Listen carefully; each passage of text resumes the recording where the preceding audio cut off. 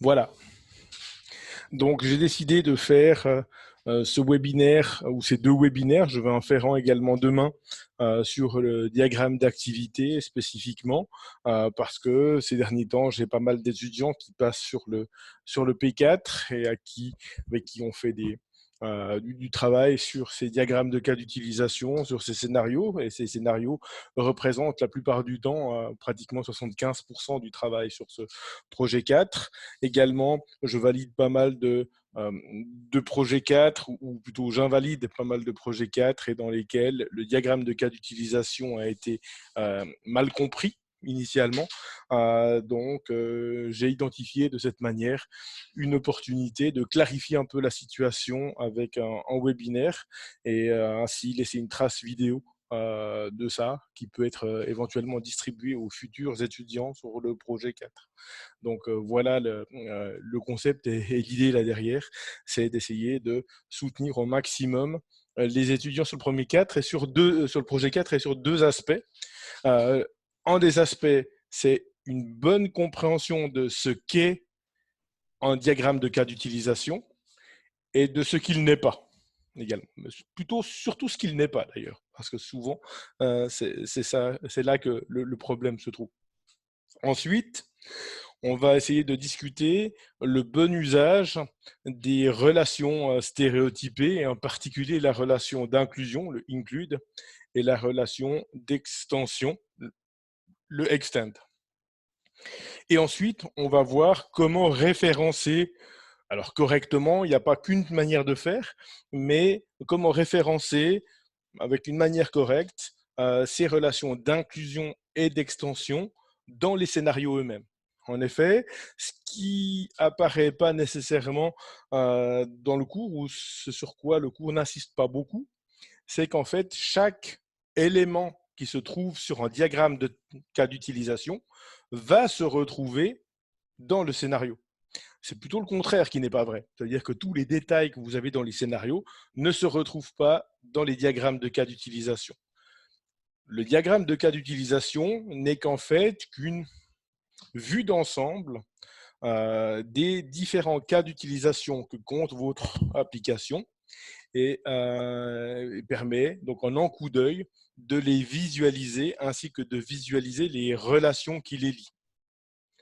Également, une deuxième chose qui est souvent mal comprise par rapport aux cours sur les diagrammes de cas d'utilisation est que l'utilisation de relations stéréotypées est à utiliser lorsque c'est nécessaire et est plutôt une exception que la règle. C'est-à-dire qu'en diagramme où il y a des includes partout, des extends partout sur plusieurs niveaux, à coup sûr, il va être refusé en soutenant ce P4 parce que ici, typiquement, on a quelque chose qui surdécoupe notre projet et il découpe tellement notre projet que les cas d'utilisation ne sont plus des cas d'utilisation.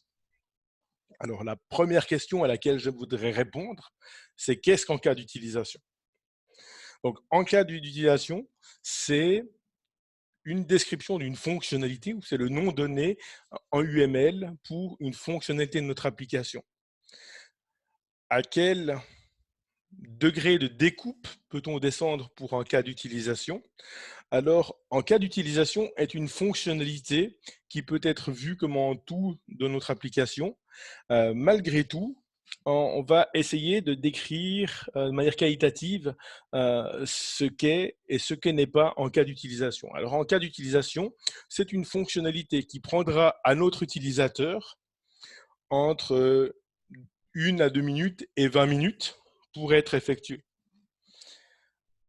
Je dirais toute activité qui prend moins de temps que ça, ou moins de temps qu'une minute, ne peut pas être considérée comme en cas d'utilisation.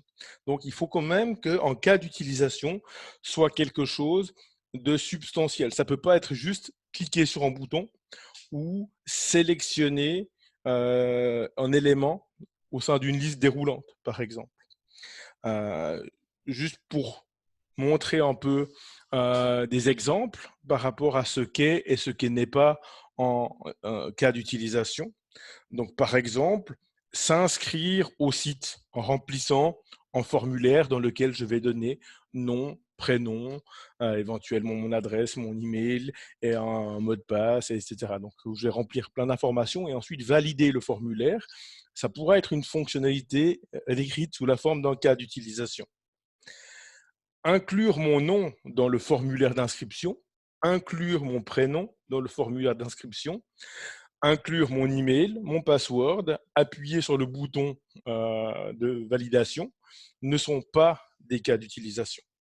Donc, tous ces éléments ne devront pas apparaître sur un diagramme de cas d'utilisation. Sur un diagramme de cas d'utilisation, on ne veut pas voir que s'inscrire, c'est entrer son prénom, son nom, tout ça.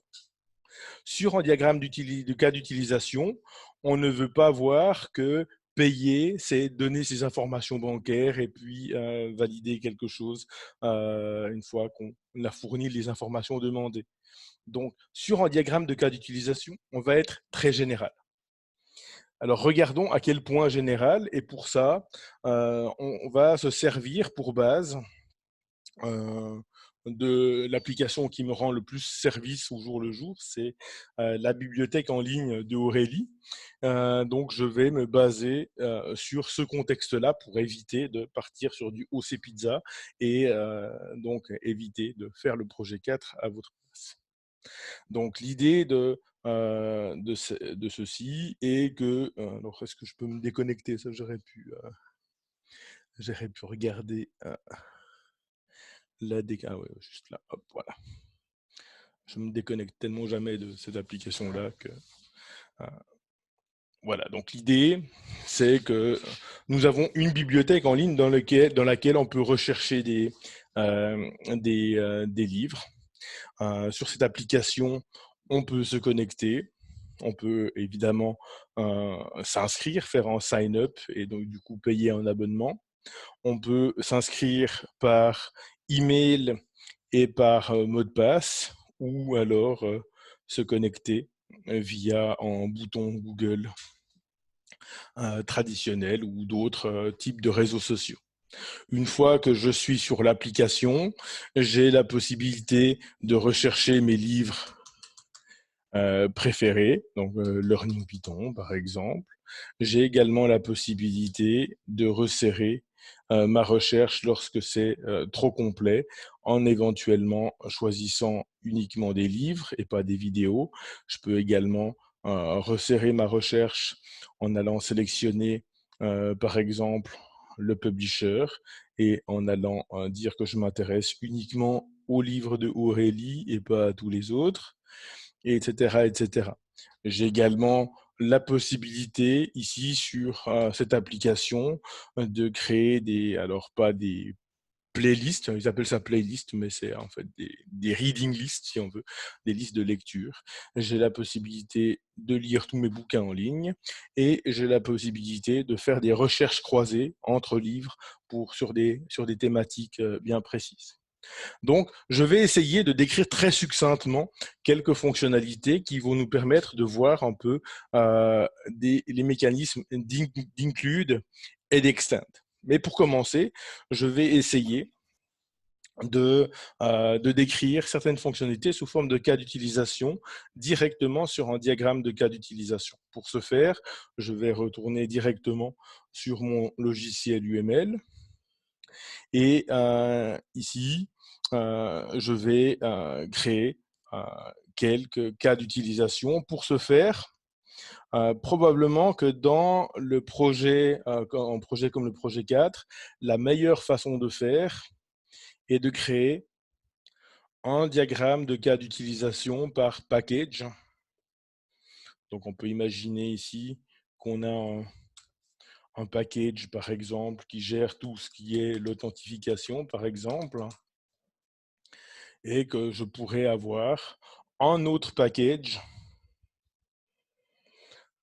pour, alors ici, hop, on va dire, je vais l'appeler recherche ici, etc., etc. J'ai évidemment plusieurs acteurs. Moi, ici, je vais m'intéresser essentiellement aux lecteurs, aux clients, donc ici. Bien que le client, c'est éventuellement pas trivial. on puisse l'avoir sous plusieurs formes. Je pourrais avoir par exemple un client. Donc le client, c'est moi. Je suis sur ce site, je suis authentifié. Mais par contre, tant que je suis déconnecté de ce site, même si je suis qu'une seule et même personne, ne pas voir ces stickman comme des personnes, ce serait une grosse erreur à faire.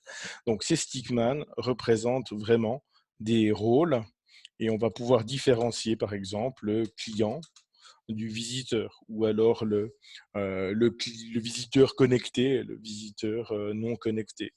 Moi, j'aime bien l'appeler visiteur. Le visiteur, c'est n'importe quelle personne qui arrive sur notre site, qui a un compte éventuellement, mais qui n'est pas connecté, ou alors qui n'a carrément pas de compte. Et le client, c'est quelqu'un qui est sur le site, qui est connecté, qui a un compte client, qui a une souscription au service. Et le fait de séparer les deux, visiteur et client, ça vous permettra de bien distinguer quelles sont les fonctionnalités auxquelles j'ai accès en étant visiteur et quelles sont les fonctionnalités auxquelles j'ai accès en étant client. Par exemple, ici, je peux lister les fonctionnalités d'authentification. Celles qui me viennent à l'esprit actuellement, c'est par exemple s'authentifier ou se connecter à la plateforme, se connecter au site. Donc se connecter au site. Une autre qui me vient à l'esprit probablement, c'est souscrire au site ou bien se créer un compte utilisateur, vous l'appelez comme vous voulez, et on peut déjà en rester là pour l'instant.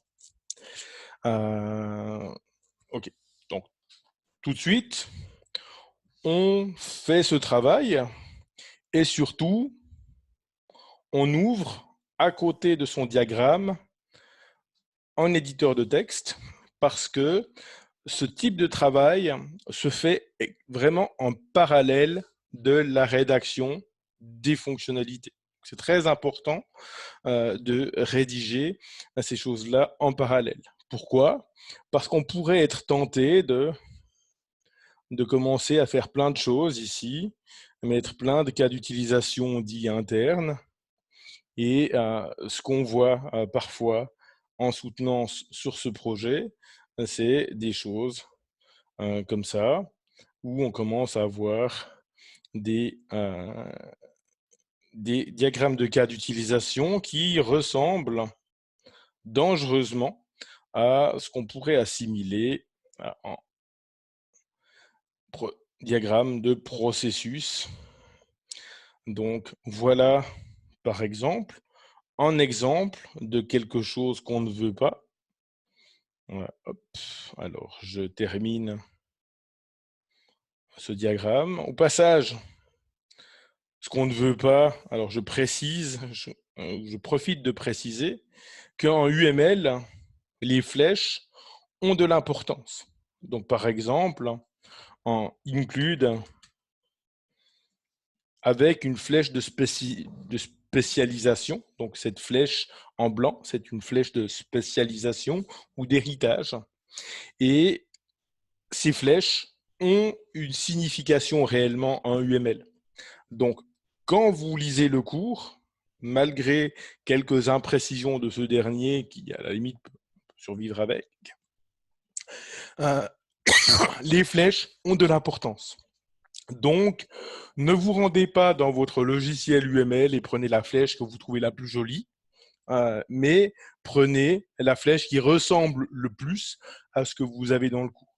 Alors, probablement ici, vous allez effectivement pas utiliser cette flèche de spécialisation ou d'héritage si vous ne faites pas d'héritage. Voilà. Donc, ça, c'est un premier point. Les symboles ont de l'importance, respectez-les. On y reviendra également pour ceux qui seraient là demain sur le diagramme d'activité.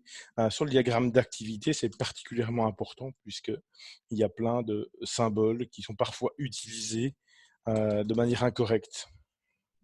Voilà. Alors, imaginons qu'on voit ce genre de choses. Le diagramme de cas d'utilisation n'est pas fait pour ça. C'est-à-dire ici, par exemple, introduire son email, introduire son password,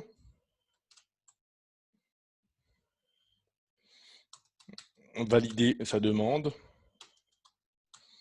et finalement le quatrième, on aurait pu imaginer quelque chose. Mais ça, on a quelque chose de tout à fait incorrect ici, malgré le fait que, effectivement, lorsque je vais décrire mon scénario, ici, donc mon cas d'utilisation, alors c'est le package authentification. Je vais décider que le package authentification, c'est le package numéro 1. Et là, j'ai le cas numéro 1 du package numéro 1. Mon cas 1.1, il s'appelle se connecter au site. Alors, pendant qu'on y est, se connecter au site, faites attention également d'avoir le même nom sur le scénario que sur le diagramme. Et faites attention également de toujours commencer tous vos cas d'utilisation par un verbe d'action. Et là, vous avez déjà une certaine bonne pratique. Alors, ici, on va essayer alors de décrire du coup cet exercice, et vous avez tout à fait raison ici, le démarrage. Alors, notre acteur ici, c'est le client, parce qu'il a déjà en compte. Il démarre donc ici notre utilisateur. Donc, dans mes scénarios, j'appelle toujours l'acteur principal l'utilisateur. Donc, ne soyez pas surpris. Ça m'évite de changer tout le scénario quand je décide de changer le nom de l'acteur.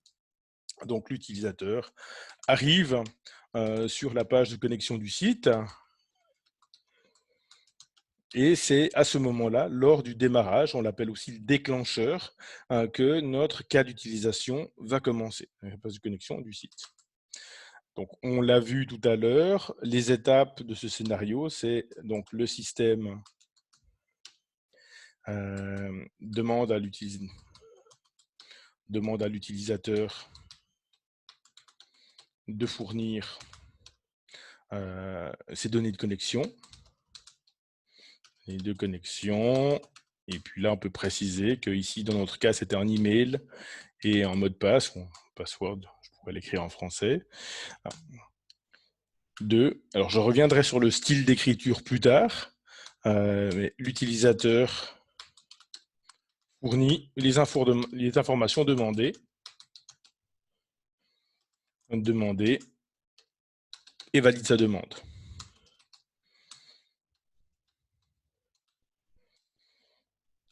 Voilà, le système, donc vous voyez ici le degré de précision avec lequel je peux le faire. Le système vérifie que l'utilisateur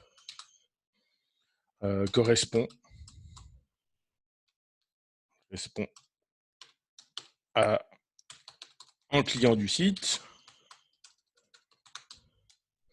éventuellement sur le même ou sur j'aurais pu aussi mettre la vérification du mot de passe. Alors moi j'ai l'habitude de le mettre sur un deuxième, mais on peut mettre toutes les vérifications de la même étape et vérifie que l'utilisateur a fourni le bon mot de passe.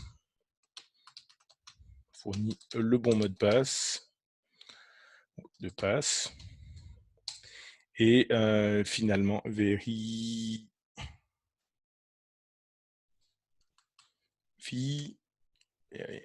voilà. Et finalement et connecte et le connecte au site. Allez, hop. Voilà. Donc en scénario 4 étapes ici. Ok, donc on est bien clair que ici effectivement j'ai une introduction dans l'email, j'ai une introduction dans le password. Toutefois, introduire l'email, introduire le password, c'est botter en touche en une étape. Ici, l'utilisateur fournit les informations demandées et valide sa demande. Donc maintenant, on peut en revenir à qu'est-ce qu'en cas d'utilisation. Je dirais que décrit sous cette forme-là, en cas d'utilisation, aura une grandeur idéale de 3 à 10 étapes. Okay, donc c'est très difficile de toujours donner ce type de normes ou de bonnes pratiques, parce qu'évidemment, vous allez me dire, mais qu'est-ce qui se passe si j'ai 11 étapes, qu'est-ce que je fais? Okay. On trouve des cas d'utilisation qui peuvent en avoir 20 ou 20 ou 15. Parfois, ça se justifie. Et parfois, ça se justifie également d'avoir moins d'étapes. Mais de manière générale, si je me trouve l'envie de créer un cas d'utilisation interne et que c'est quelque chose euh, qui finalement a peu de substance ou pas de substance et que je me retrouve à devoir écrire un scénario juste pour introduire son email dans un champ de formulaire, à ce moment-là, on peut se demander si réellement ça vaut la peine d'introduire toutes ces métadonnées en amont du scénario, toutes ces données également en aval du scénario, pour finalement dire que l'utilisateur introduit son email. Au-delà de ça, introduire son email, ici, ce n'est pas vraiment la fonctionnalité. On le fait vraiment au service du processus de connexion. Donc, dans un premier temps, partez vraiment sans introduire aucun cas d'utilisation interne. Et si nécessaire, introduisez-en. Quand est-ce que c'est nécessaire? Quand vous avez besoin de simplifier votre scénario. Ici, clairement, on n'a pas un scénario super complexe. Donc, ici, vous n'avez absolument pas besoin, ici, d'introduire ce type de flèche ici. Donc, ça va faire plaisir à certains, puisque finalement, moins de complexité, moins besoin de se creuser la tête. Et effectivement, n'allons pas vers une complexité accrue ici. Ici, on est vraiment à en faire pas le moins possible, mais juste ce qu'il faut. Donc ici, vraiment, essayer de se faire piloter par le scénario pour se dire, ah ben là, ça vaut la peine d'introduire une fonctionnalité ou en cas d'utilisation interne parce que je veux simplifier notre scénario. Imaginons que vous avez un scénario à 25 étapes. Du coup, vous allez repérer dans ce scénario à 25 étapes 5-6 lignes ou 3, 4, 5 lignes qui font en tout ensemble et vous allez les prendre, les couper et aller les mettre dans leur propre scénario. Seulement à ce moment-là, vous pourrez inclure en cas d'utilisation interne. Donc, incluez en cas d'utilisation interne si et seulement si la rédaction du scénario vous y oblige ou vous y motive. Une autre chose qui peut motiver l'utilisation dans le cas d'utilisation interne, ou deux autres choses, c'est-à-dire qu'une succession d'étapes dans le scénario peut éventuellement être utilisée dans plusieurs cas d'utilisation.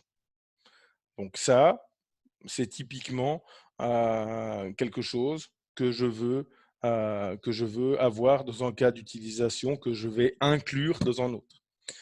Par exemple, prenons le cas d'un site de e-commerce, par exemple, et notre fonctionnalité de connexion au site. Si dans le processus de commande sur Amazon, vous avez besoin, lorsque vous voulez faire le paiement en un clic, de vous connecter à la plateforme, à ce moment-là, vous avez besoin de vous connecter au site.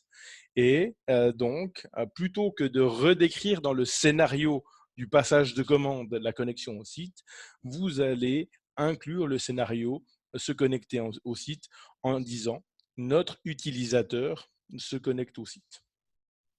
Donc ici, par exemple, si j'ai l'étape X dans le scénario passer une commande, je dirais l'utilisateur se connecte au site, inclusion du cas d'utilisation, se connecter au site, etc. etc. Ici. moi, ce que je fais encore, c'est que je souligne ça un petit peu à la manière d'un hyperlien sur un site. Comme ça, on voit ce qui est fait. Donc, ne faites jamais une inclusion. Là, c'est pas grave si vous le faites comme dans le cours. Le cours utilise le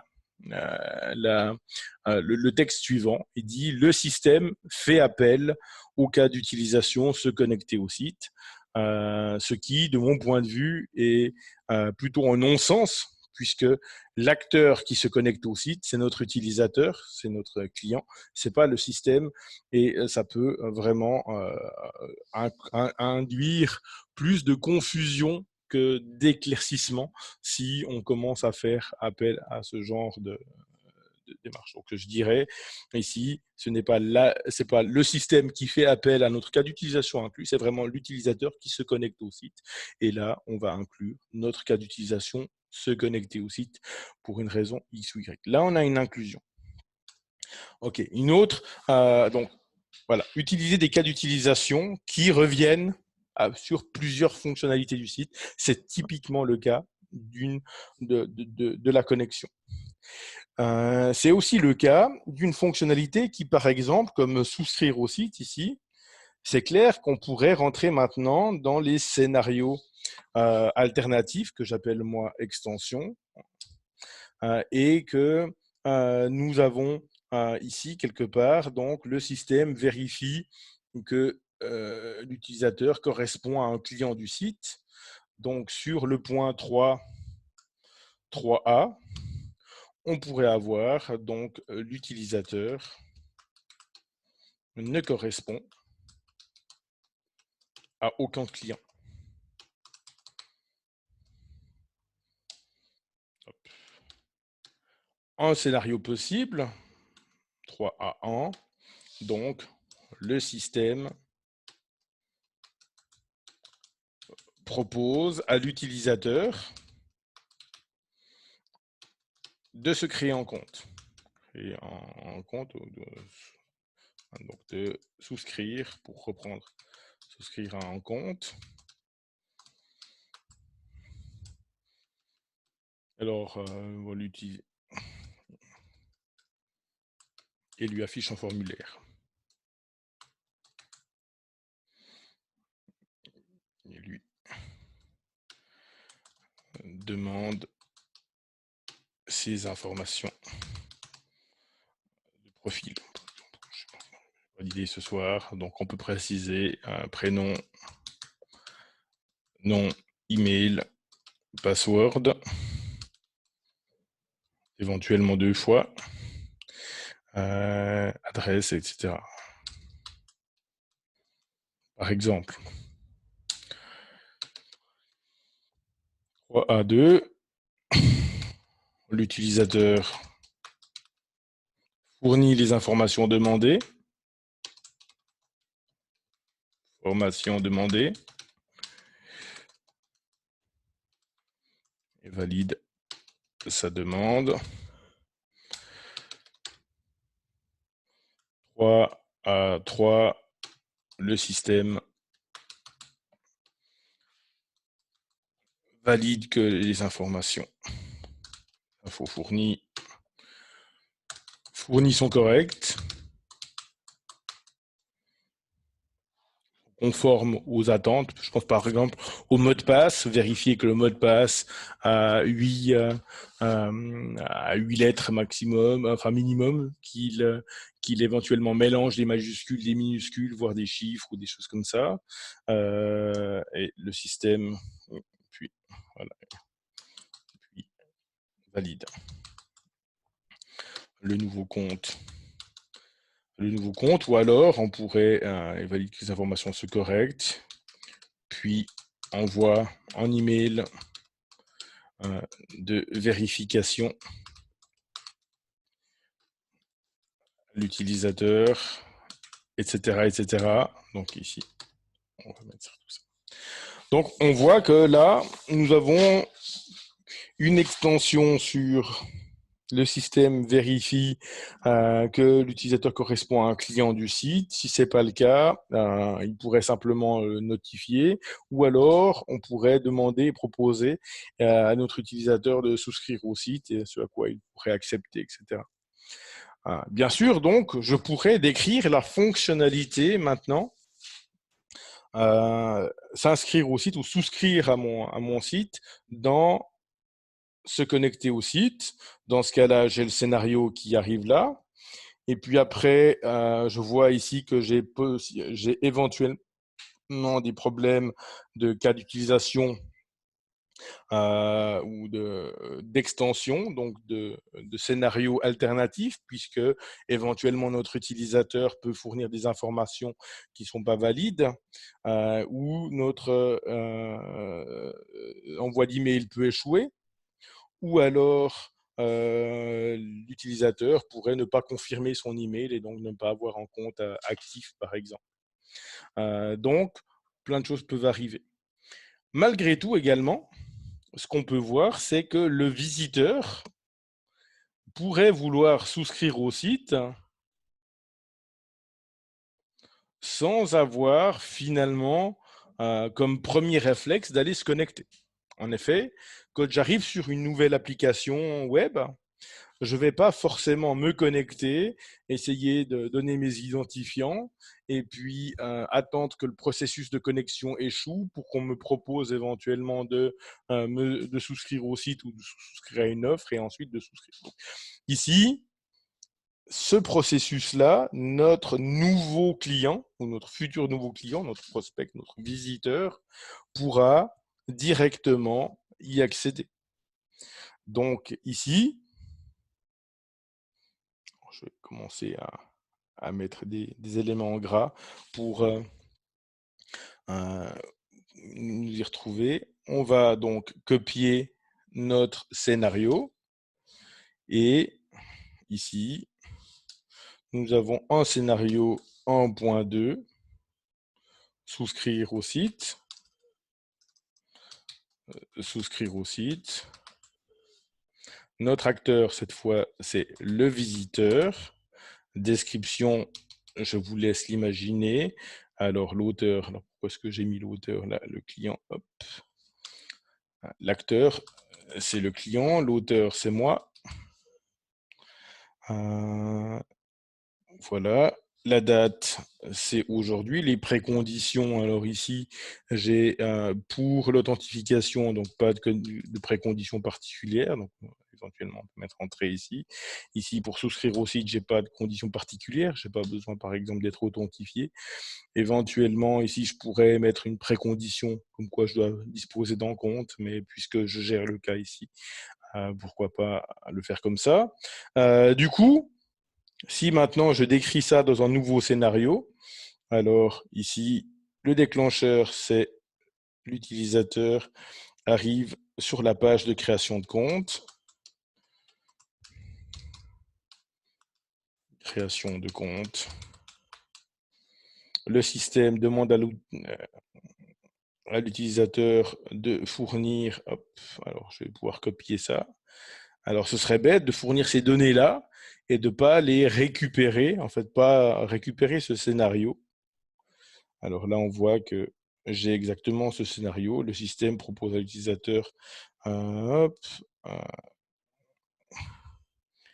demande, hop, le système demande à l'utilisateur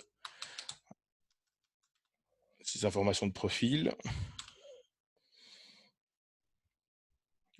L'utilisateur fournit tout ça et valide sa demande. Et on voit du coup qu'on est en train finalement d'avoir certes en cas d'utilisation principale, mais qui peut également être en cas d'utilisation secondaire. Donc ici, hop, l'utilisation fournit les informations voilà, comme ça. On a tout ce qu'il nous faut. Et puis ensuite, éventuellement, ça continue. Donc voilà. Et donc ici, on va donc laisser ce point ouvert. Donc on va simplement ici positionner ce qu'on va appeler en point d'extension. Point d'extension utilisateur. Alors, je peux le mettre comme ça. Utilisateur sans compte, par exemple. Okay. Je peux me contenter donc de faire ça pour pratiquement toute extension où j'ai besoin de l'étendre quelque part. Et là, on a la situation d'une extension. Contrairement à avant où nous avons cité le cas d'un include, d'une inclusion, ici, nous avons le cas d'une extension. Et une extension ne se décrit pas comme le système ici. Donc, on n'a pas ici, l'utilisateur ne correspond à aucun client, appel du cas d'utilisation, souscrire au site. C'est pas comme ça que ça se fait. Pourquoi c'est pas comme ça que ça se fait? Parce qu'on pourrait imaginer avoir plusieurs possibilités d'action dans le cas d'un utilisateur sans compte. On pourrait lui proposer de souscrire au site, on pourrait lui proposer d'accéder au site en tant que par exemple, au site avec un compte de démo, par exemple. On pourrait lui proposer d'accéder au site en tant qu'utilisateur anonyme, avec des fonctionnalités restreintes. On pourrait simplement lui notifier comme quoi il n'est pas, pas un utilisateur je dirais accepter un utilisateur valide ou qui n'a pas de compte et lui proposer éventuellement de réessayer sa procédure de connexion. En fait, on pourrait faire plein de choses en cas d'utilisation sans compte. Donc, ce qu'on fait, comme on ne peut pas prévoir ici tout ce qu'on fait, donc on va faire ce qu'on appelle un extend, c'est-à-dire qu'on va avoir, en cas d'utilisation ici, qui fait une extension. Ici, on va pouvoir éventuellement préciser, donc l'utilisateur arrive à la page de la connexion. Par exemple, on peut préciser ici extension du cas d'utilisation numéro en point au point d'extension utilisateur sans compte. Donc là, on a un extend. En extend, ça se présente comme ça. Donc, en extend, c'est pratiquement toujours dans un scénario alternatif, dans ce que j'appelle une extension précisément. Donc là. Et ici, nous avons ceci. Nous avons un extend. On va mettre les chevrons ouvrants. Donc, hop, extend. Voilà. Et avec un extend, il y a une chose qui doit toujours venir, et sur tous les extends, vous devez absolument l'avoir au P4, c'est de préciser le point d'extension, parce qu'en extend va jamais sans un point d'extension. Point d'extension, éventuellement on peut mettre au pluriel si on en a plusieurs, mais ici, donc ici, point d'extension, utilisateur sans compte. Voilà, on peut éventuellement mettre ça en gras si on est vraiment très attentif à la mise en page. Et ici, on peut venir commenter sur ce point d'extension. Il y a d'autres façons de représenter les points d'extension, mais ici, c'est fondamental. Le point d'extension ou l'extension va du cas qui étend, souscrire au site, en direction du cas qui est étendu. Ici, en direction de se connecter au site. Ça veut dire que ici, dans le cas qui étend, on va dire qu'il y a une extension de notre cas d'utilisation numéro 1.1 ou se connecter au site. Donc, celui-là va dire extension de ce cas-là au point d'extension donné. Mais celui-là va en aucun cas citer ou même connaître l'existence de cet autre cas d'utilisation. Quelle est la différence avec un include? En fait, le cas se connecter au site peut très bien se terminer avec succès sans absolument jamais faire appel à souscrire au site. En effet, si je suis un acteur, un client qui possède un compte, mon se connecter au site va pouvoir se dérouler de la première étape jusqu'à la dernière sans avoir besoin de faire appel à ce cas d'utilisation, souscrire au site. Ça, c'est le signe d'une extension dans Extend. Si le cas qui étend devrait pouvoir exister de manière complètement indépendante de se connecter au site. Et se connecter au site, surtout, doit pouvoir se terminer avec succès sans jamais faire appel à ce cas-là. À l'inverse, en include ne sera pas dans cette situation-là. En effet, quand j'ai un include, je vais externaliser une partie de mes de mes étapes dans un cas d'utilisation interne, et dans un include qu'on maîtrise généralement beaucoup mieux, je vais citer explicitement la connexion. Donc c'est ce qu'on a fait ici tout à l'heure en ayant un truc comme passer une commande. Passer une commande, ça c'était notre titre. Nous disions donc, quelque part dans le scénario nominal,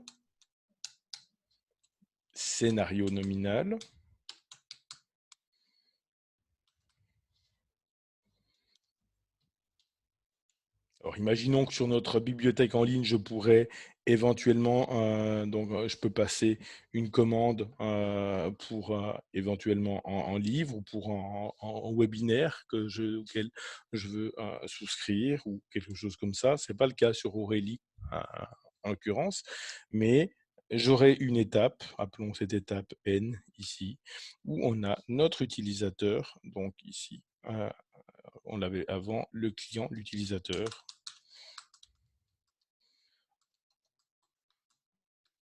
se connecte au site inclusion du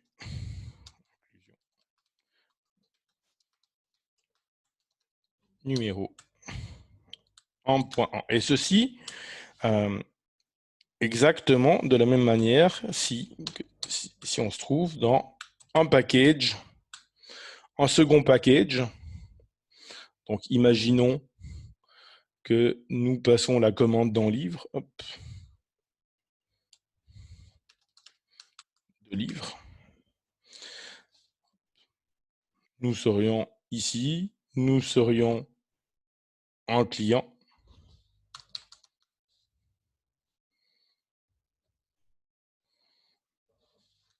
Passer une commande de livre, donc, et nous aurions effectivement ici se connecter au site et nous aurions une inclusion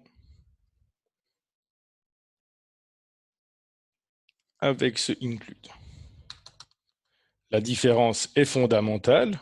Ici, je ne peux pas imaginer que mon processus de passage de commande de livre aboutisse sans cette étape de connexion.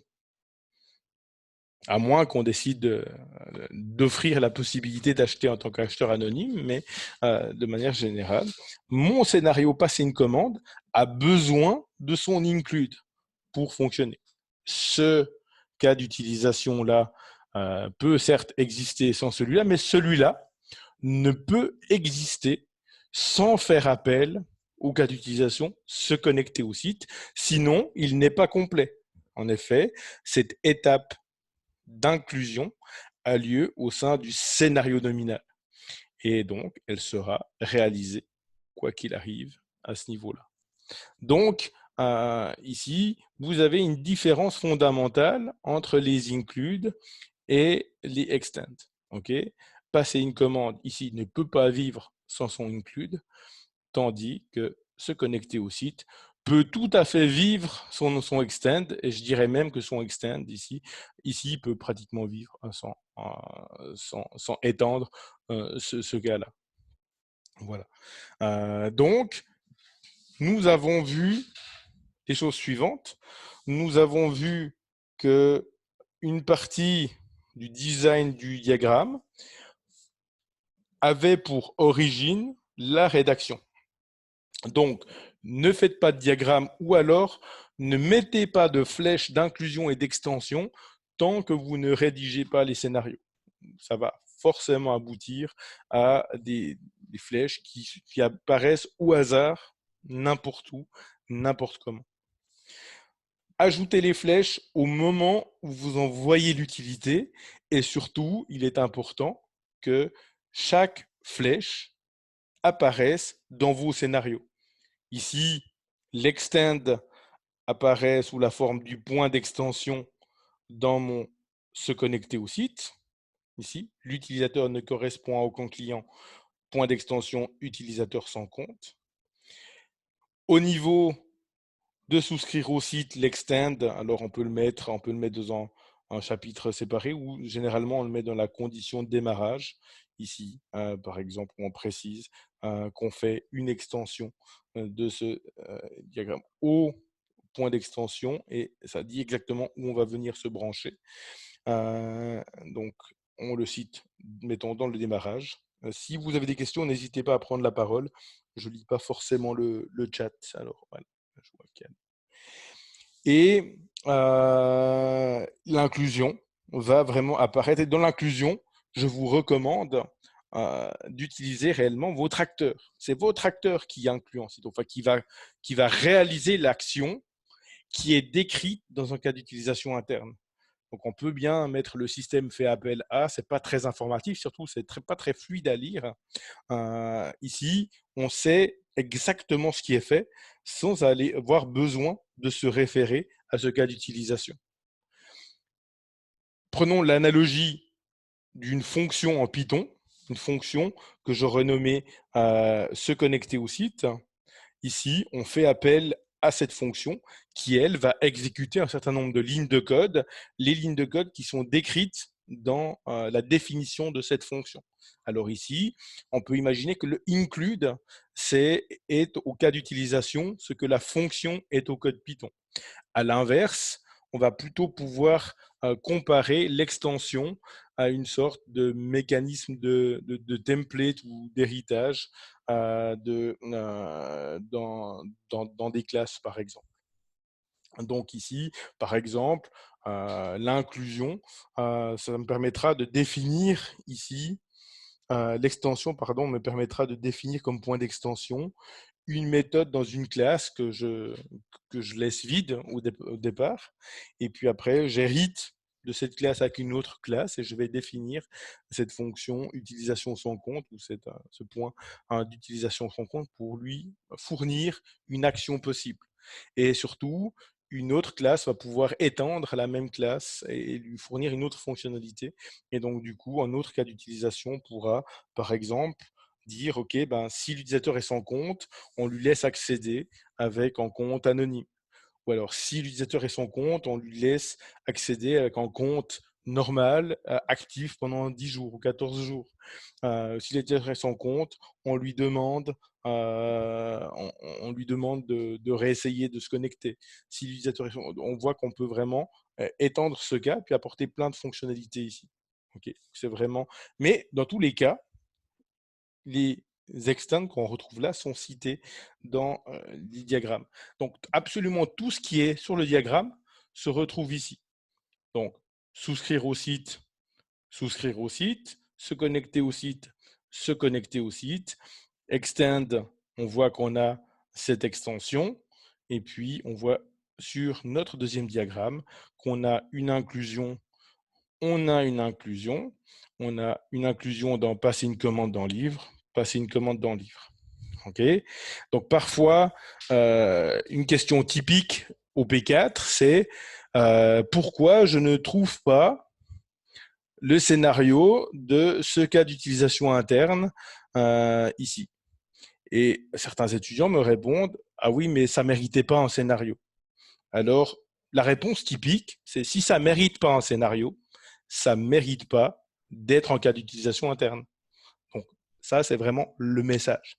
Là derrière, le message également, c'est que vous devez, sur ces diagrammes de cas d'utilisation, avoir beaucoup plus ou plus de cas d'utilisation principaux que de cas d'utilisation interne.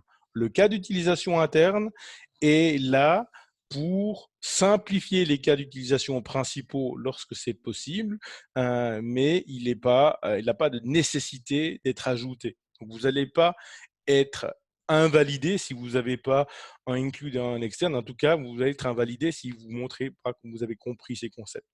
Donc ici, vraiment,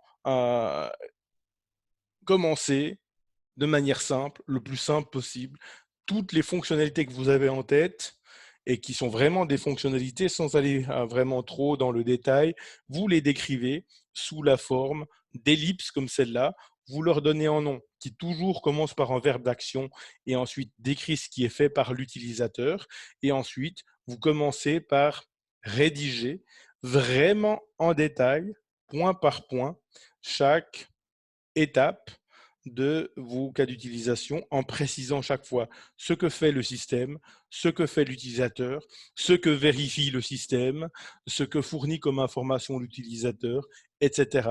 etc.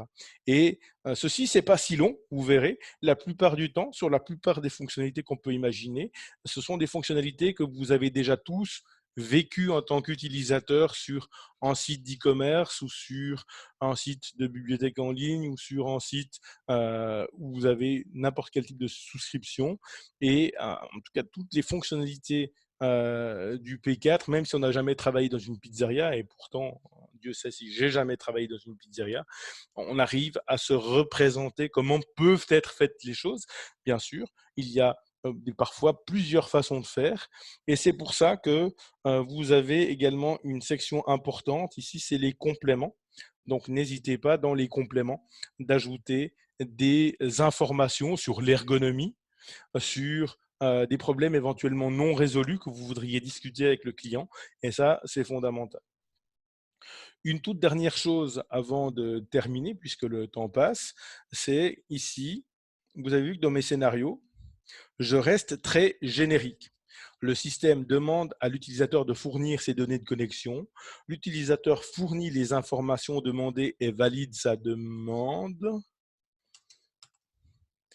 Voilà. Et j'aurais pu, à l'inverse, mettre le système présente à l'utilisateur en formulaire avec les champs email, password et un bouton de validation. L'utilisateur introduit son login dans le champ login du formulaire. L'utilisateur fournit son password dans le champ caché password du formulaire et il valide sa demande en appuyant sur le bouton envoyer. Ça, c'est précisément ce qu'on ne veut pas sur une description textuelle de cas d'utilisation. Donc, sur un scénario de cas d'utilisation, ne faites pas ou ne tombez pas dans le piège de décrire une interface. Ne faites pas de référence à une interface graphique en particulier. N'oubliez pas, nous sommes ici dans l'analyse fonctionnelle de l'application. À ce stade, nous n'avons pas de graphiste qui est intervenu, nous n'avons pas d'UX designer qui est intervenu. Si votre beau bouton vert sur lequel appuie l'utilisateur se transforme en un bouton rouge, voire en un appui sur Enter, vous aurez finalement rien gagné. Puisque dès que le graphiste sera passé par là, dès que l'UX designer sera passé par là, vos spécifications ne correspondront plus au produit. Et ça, c'est justement ce qu'on ne veut pas. Donc, ici, si vous avez des idées d'interface, prenez la section complément, ergonomie, et ici, dans ergonomie, mettez autant d'idées que vous pouvez en avoir sur l'interface graphique.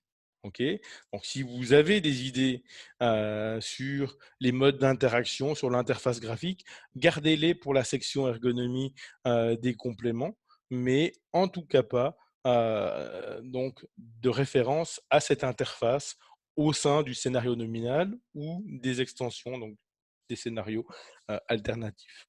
Voilà, j'espère que, en tout cas, avoir pu un peu, bien sûr, en 1 heure, c'est à peine plus qu'une session de mentorat, donc difficile de tout clarifier, mais j'espère avoir pu clarifier un peu ce qu'est un diagramme de cas d'utilisation, ce qu'il n'est pas, comment il se rapporte ou quelle est la correspondance entre un diagramme de cas d'utilisation et un scénario. N'hésitez pas à me poser des questions. Si vous êtes intéressé au diagramme d'activité, je ferai un petit webinaire demain pour présenter un peu pas quelques pièges, mais quelques éléments du cours qui ne sont pas très précis par rapport à UML2. Et ensuite, vous serez pour la plupart armé pour faire en P4 non seulement de bonnes factures, mais qui passera directement la rampe et qui je l'espère, se fera également aussi rapidement que possible. Voilà, donc je vous souhaite en tout cas plein de succès sur ce P4. À tout moment, n'hésitez pas d'ailleurs à poser des questions, soit sur ce qu'on a vu aujourd'hui, soit sur d'autres éléments du P4, sur le salon P4 du Discord.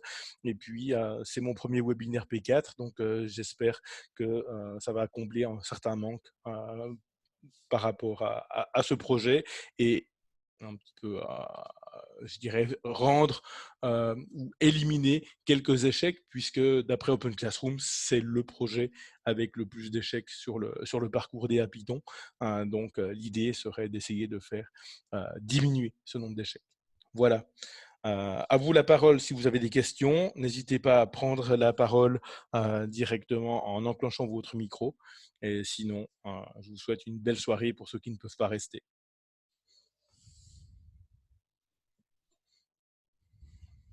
Oui, merci Thierry. J'avais quelques questions. Oui.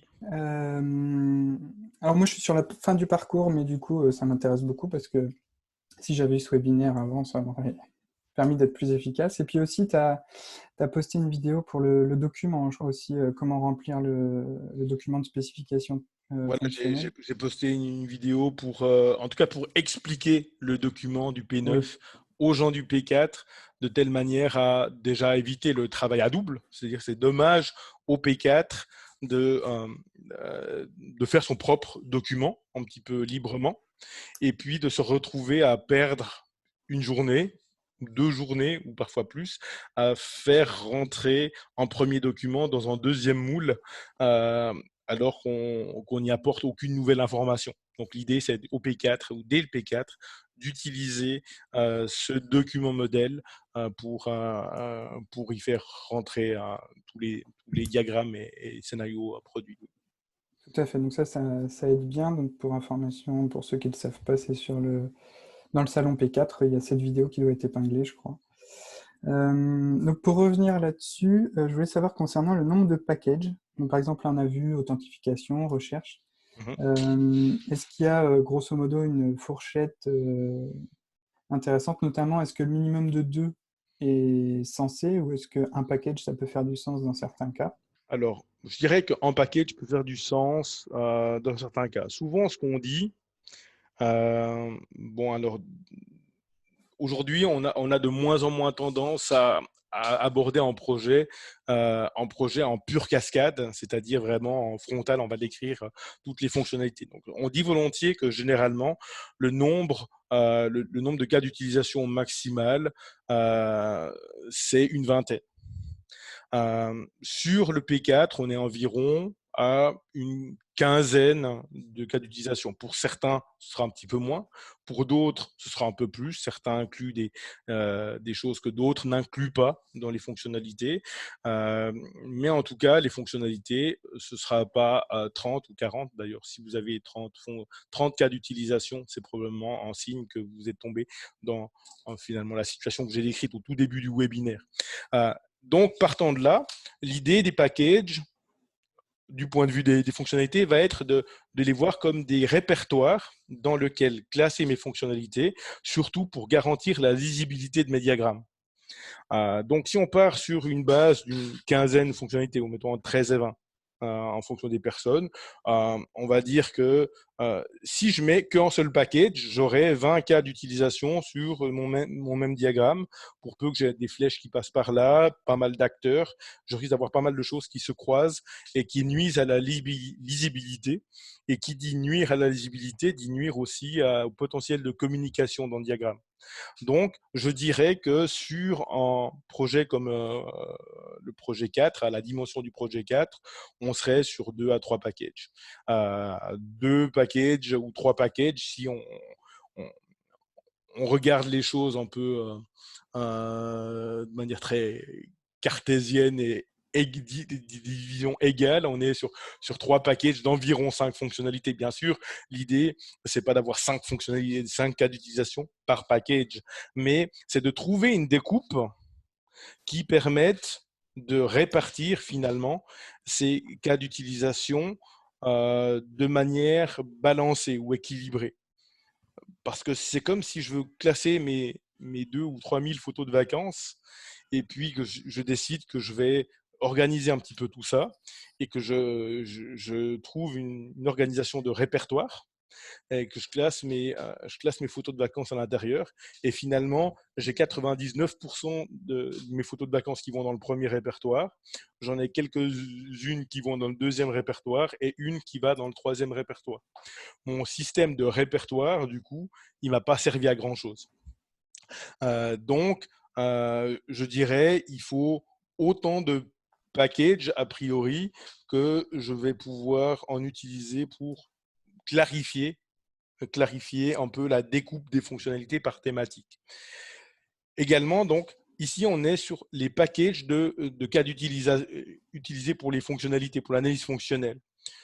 Et ces packages que j'utilise pour l'analyse fonctionnelle, ce ne sera pas forcément les mêmes que les packages que je pourrais utiliser ensuite pour décrire, par exemple, pour diviser mes diagrammes de classe lorsque je fais la conception du code.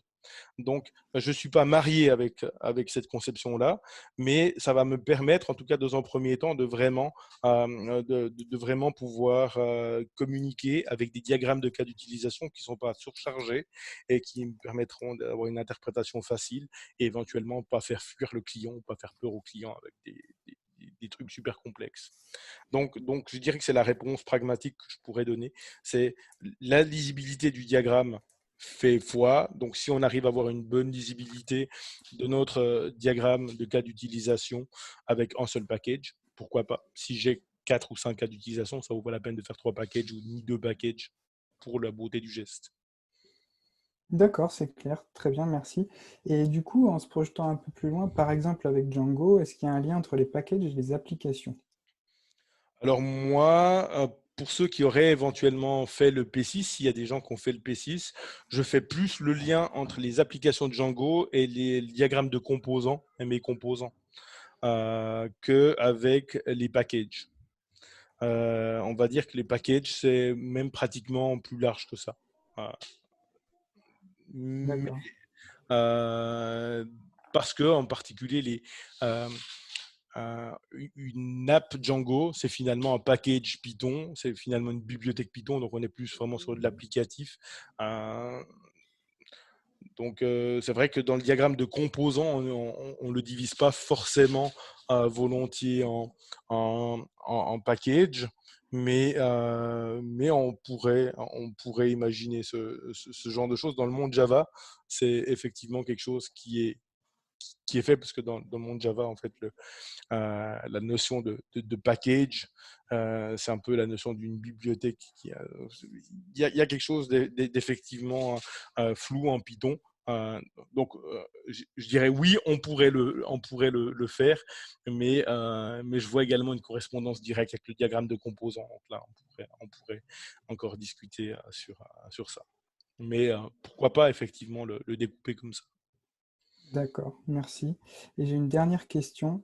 Sur un même projet, les diagrammes d'utilisation versus les user stories, en fait, est-ce que c'est complémentaire ou est-ce qu'il vaut mieux utiliser l'un ou l'autre? Alors là, concrètement, je pense au P13. Euh, Alors, pour certains, je dirais c'est complémentaire. Pour d'autres, ça s'oppose, ou c'est une aberration d'utiliser les deux. Euh, il faut voir qu'en user story, en général, c'est bien plus que le fameux en tant que client, je veux pouvoir me connecter au site de manière à pouvoir accéder aux fonctionnalités réservées aux utilisateurs connectés ou aux utilisateurs identifiés, je ne sais pas. Euh, c'est bien plus que ça. Donc finalement, au-delà de cette petite phrase d'accroche de la user story, c'est essentiellement ensuite des documents qui vont être produits dans une phase qu'on va appeler la phase des questions, souvent en français, si je peux le mettre comme ça. C'est-à-dire qu'on se met en équipe, le product owner, en dev, idéalement, ou un ou plusieurs membres de l'équipe de dev et un ou plusieurs membres de l'équipe qualité ou de testing.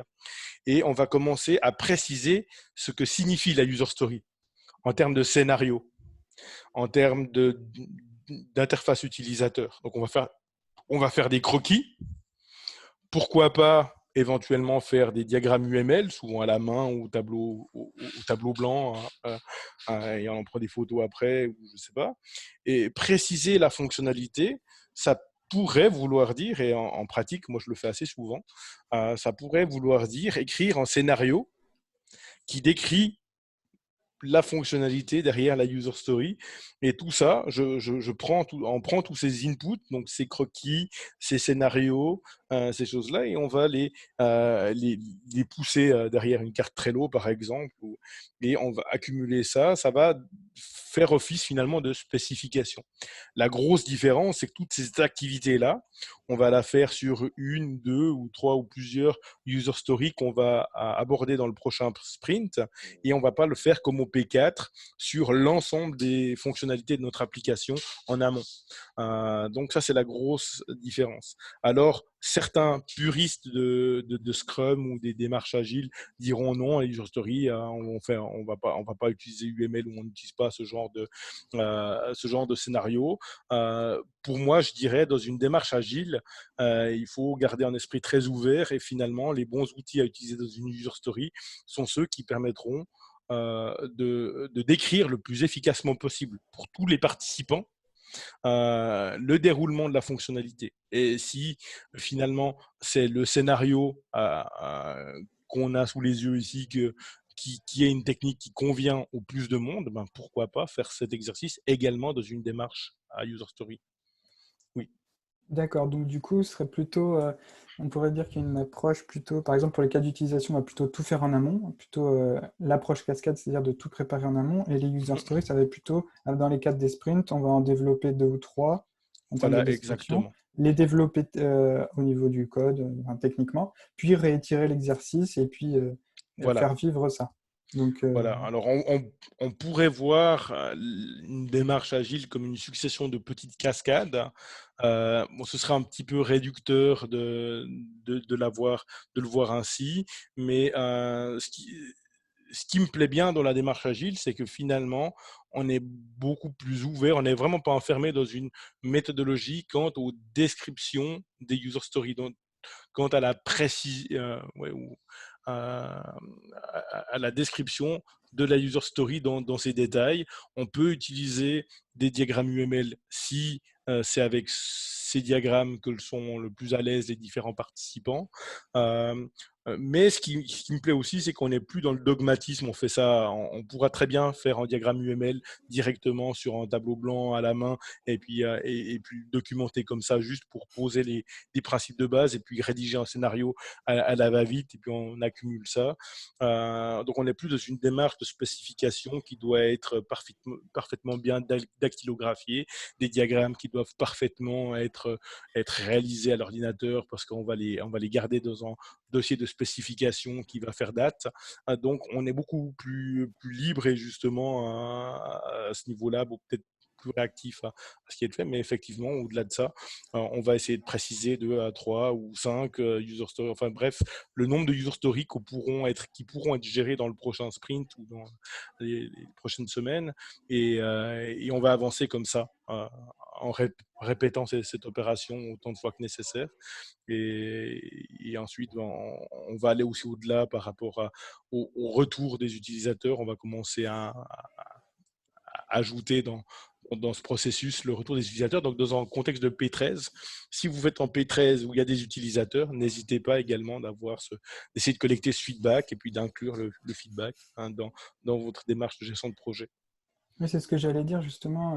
Si on sait déjà qu'il y aura plusieurs étapes, un premier produit livré avec quelques fonctionnalités qui sera déjà vivable, enfin, qu'on pourra déjà utiliser, et puis qu'après, on va dire au-delà du parcours, pour l'association, on va ajouter d'autres fonctionnalités, etc. D'autant plus développer en agile dès le départ. Pour, Alors, développer en agile dès le départ permet de finalement s'arrêter en cours de route, collecter quelques avis en cours de route, ajuster en cours de route. Donc, c'est ici typiquement le cas de figure sur un projet où je dirais le chemin n'est pas bien balisé. Après, par exemple, si je vais réaliser un site web, une application web pour un client, que j'en ai pour une semaine ou 2 semaines de travail, que c'est une application relativement classique, que j'ai déjà fait plusieurs fois avec des fonctionnalités qui sont bien maîtrisées. Je ne vais pas m'embêter à faire à la limite de l'agile là-dessus. Je vais peut-être effectivement faire une spécification sous une forme plus en cascade, plus à l'ancienne peut-être, plus de mon âge. Et ce sera à la limite plus efficace, mais le projet a peu de chances de changer de cap, tandis que certains autres projets plus expérimentaux où on avance un petit peu plus avec le feeling des utilisateurs auront plus de chances ou de risques de changer de cap. Et puis là, une démarche agile fait plus de sens. Très bien, c'est clair. Merci beaucoup Thierry. Je t'en prie. J'ai une petite question, si on a encore quelques minutes. Oui, oui, on a le temps qu'il faut. Super. Alors, c'est une question simple. Moi, je suis au tout début du P4. Mhm, J'ai vu dans le cours que la formatrice illustrait donc un exemple de diagramme de package mhm, avec dans la boîte système un package interface client et un package interface boutique. Et du coup, j'ai du mal à voir comment on passe de ces deux packages qui sont plutôt des outils mhm. à du coup au cas d'utilisation, aux fonctionnalités telles qu'on les a décrits là dans ce webinaire. Parce que si on reprend cet exemple, on ne peut pas passer directement de interface client à souscrire au site. Il nous manque l'étape authentification. Est-ce Voilà, qu'on peut créer des moi, sous-packages? alors on peut créer des sous-packages ou on peut créer un troisième package. Typiquement, si on imagine par exemple une interface client, une interface plutôt back-office, donc plutôt d'administration, les deux packages auront besoin de fonctionnalités d'authentification. Donc en général, le fait que ces deux packages vont regrouper des fonctionnalités, soit de l'administration, soit de commandes, de passage de commandes et tout ça, qui vont peut-être demander l'authentification, ou me motive généralement à introduire un troisième package là-dedans, qui va être l'authentification, qui fournira finalement cette base commune ou deux. Euh, de manière générale, je ne suis pas super fan de calquer mes packages sur une notion d'interface. Mais ici, au-delà de cette notion d'interface, il y a essentiellement tout ce qui est en relation avec le client et le passage de commandes, et tout ce qui est en relation avec la préparation des commandes et la logistique. Donc, dans ce cas-là, on est sur une découpe thématique. Et moi, je sortirais encore la question de l'authentification de tout ça avec un troisième package. Mais au-delà de ça, si on voulait inclure les fonctionnalités d'authentification, qui sont des fonctionnalités importantes de notre application, dans le P4, dans un de ces deux packages, il faudrait choisir dans lequel on les définit. Et c'est là que j'ai personnellement du mal à me décider, mais peut-être l'authentification à ce moment-là, je le mettrais dans les fonctionnalités d'administration ou de back-office ou de logistique, enfin, vraiment, je ne sais pas comment l'appeler, mais puisque c'est vraiment une fonctionnalité qui est très profondément ancrée dans le fonctionnement global du site. Mais ouais, de manière générale, je crois que j'inclus toujours dans tous mes projets en package authentification, vu que l'importance de la thématique justifie en soi l'existence dans tel package, et il sera utilisé par les deux autres packages. Donc, donc ici, ne pas hésiter à en inclure en troisième, parce qu'elle en inclut deux, ça ne veut pas dire qu'on ne peut pas en inclure trois.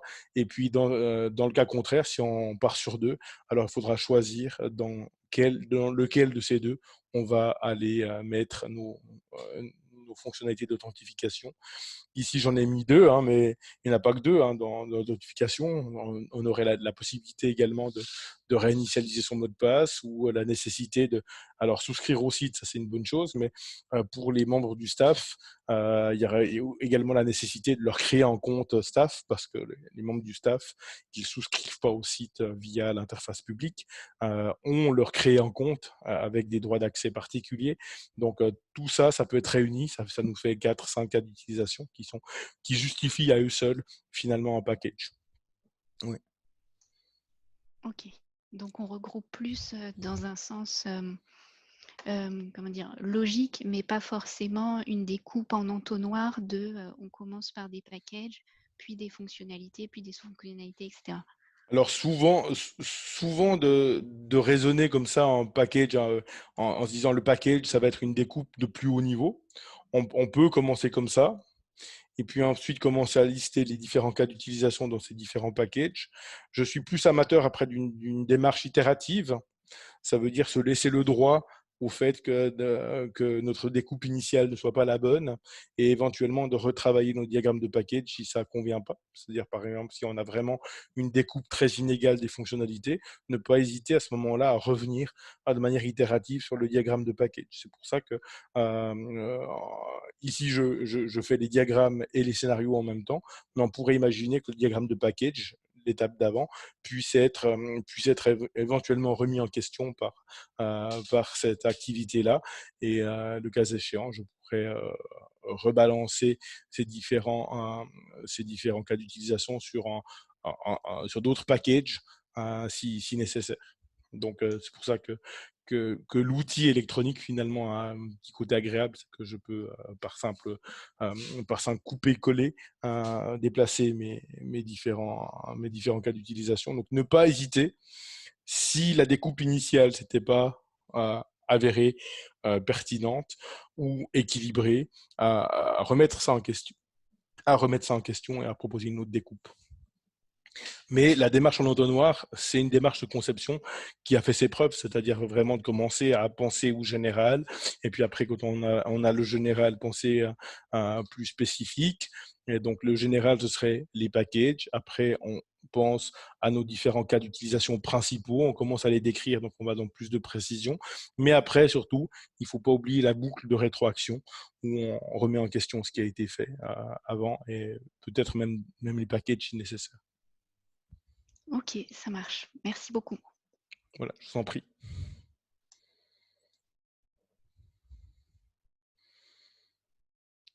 Voilà, donc ça c'est pour ce webinaire. Je sais que Open Classrooms, de leur côté, ont demandé de faire un webinaire sur P3 et P4 début juin. Je ne sais pas, bon, pour l'instant, je suis un peu dubitatif sur le fait de faire un webinaire sur P3 et P4. Et je ne sais pas exactement quel sera le contenu de ce webinaire, cette fois organisé par Open Classrooms. Je dois encore en discuter avec eux. Et donc, ceux qui seraient encore, et je ne vous le souhaite pas d'ailleurs, parce qu'on est encore mi-mai, donc je pense que ce projet a la possibilité d'être bouclé en une semaine, j'exagère, mais 2 à 4 semaines, malgré tout. J'ai quelques étudiants des fois qui restent longtemps sur ce projet, mais c'est surtout pour des questions de motivation. Donc, ne vous laissez pas piéger, ne vous laissez pas démotiver par ce projet. Et la meilleure manière de ne pas se laisser démotiver par un plat qu'on n'aime pas forcément, c'est d'essayer de le faire passer le plus vite possible, et puis de prendre le meilleur côté de ce projet, puis de passer au P5. Donc voilà, donc j'espère que vous serez plus sur le P4 quand il y aura le webinaire d'Open Classrooms, mais si c'était le cas, on se retrouverait peut-être à cette occasion-là. Alors, je vous souhaite une très bonne soirée. Et puis, s'il y a des questions, je vous propose de simplement continuer sur le salon P4 du Discord. Bonne soirée. C'est gentil. Merci beaucoup, Merci, Thierry. Bonne bonne soirée. soirée. Merci beaucoup. Merci Thierry, bonne soirée. Et bonne soirée à tous. Bonne soirée.